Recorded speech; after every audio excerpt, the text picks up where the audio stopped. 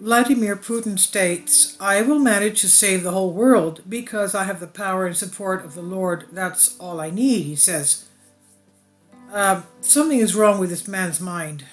Uh, I guess he's now thinks of himself as the Messiah of the world. Putin will destroy the West because the West embraces Satan, he says. Unfortunately, this is what the Satanists who run the West actually want. Prepare for World War III. Send thanks to Rothschilds, WF, NATO, and your local Rothschilds puppet. It seems that he's playing their game because of the fact that a lot of what Russia was supplying the world with, they no longer do that. Not the fertilizers, not the energy. Now, from the Telegram channel, Vladimir Putin says, I never wanted something that was not mine. Seeing Russia dying, I promised myself before God that I would save her. It turns out that I have to save the world, the whole world, because the demons that have taken over the West are trying to kill anything spiritual on this planet. I know I will make it because I have the Lord's strength and support. That's all that I need, he said. Russian Orthodox priest Mr. Ellison, he said in the weeks leading up to Christmas, a series of top-level meetings of top Russian politicians and military personnel were held in Moscow, where Putin explained that the West is so determined to destroy Russia that Russia has no choice but to prepare for a major conflict with the European nations of NATO, with the Americans behind NATO, and with the so-called neoconservatives behind the Americans. From Henry Macau, he says, the plan for the dismemberment of Russia, Washington's hostile relations with Russia, dating back more than a century, have nothing to do with ideology, bad behavior, or alleged unprovoked aggression. Russia's primary offense is that it occupies a strategic region of the world that contains vast natural resources and is critical to Washington's pivot to Asia plan.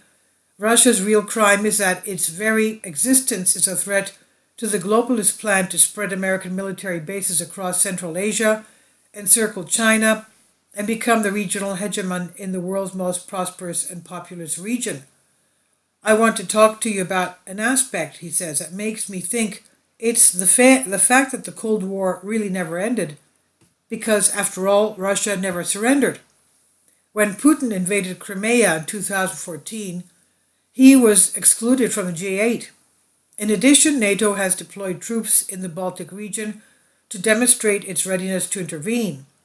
And we also decided to allocate 2% of GDP to military defense spending. The CDU and CSU were the only ones to keep it in the government program, but we too should have reacted more quickly to Russia's aggression.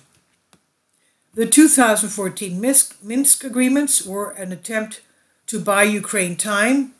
Ukraine used this period to become stronger, as seen today. The country of 2014-15 is not the country of today. We all knew that it was a frozen conflict, that the problem was not solved, but this is precisely what gave Ukraine precious time. Angela Merkel, Chancellor of Germany, former Chancellor of Germany, said, according to the Courier della Sera. What did Angela Merkel mean when she said, quote, that the Cold War never really ended because, after all, Russia never surrendered, end quote? 1. Merkel was referring to the fact that Russia has never accepted its secondary role in the rules-based order. 2. Merkel was referring to the fact that Russia's economic collapse has not created the compliant state that Western elites hoped for. 3. Merkel argues that the Cold War was never really a struggle between democracy and communism, but a 45-year effort to pacify and subjugate Russia. 4. What Merkel meant was that Western nations, particularly the United States, do not want a strong, prosperous, and independent Russia, but a servile lackey who does as she's told. And 5, all of the above. If you choose 5, you failed. This is a correct answer. Read the whole issue here, it says. Also read that the Posic partition here. You'll understand why the issue has to do with the Khazar Jews, again, remember Judeo-Poland, by rereading the issue here. And you'll see how important it is for the Khazar Jews who, even with communism, were not able to achieve the destruction of Russia. rather Christian Orthodox Russia, and because Russia was, is, and will be a thorn in their side.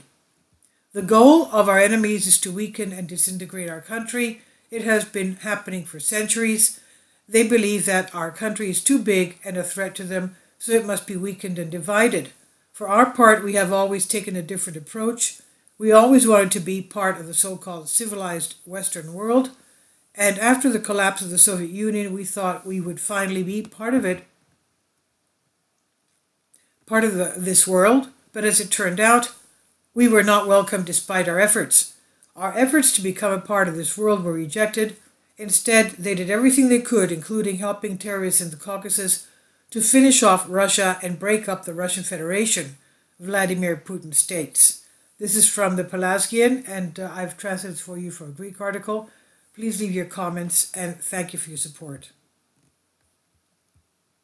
Kindly support my Patreon account. The daily posts are 5 videos daily, and they are totally different from what I have on my YouTube channel. Thank you so much for your support and that you find all my content so interesting. You'll find the Patreon account details in the description box.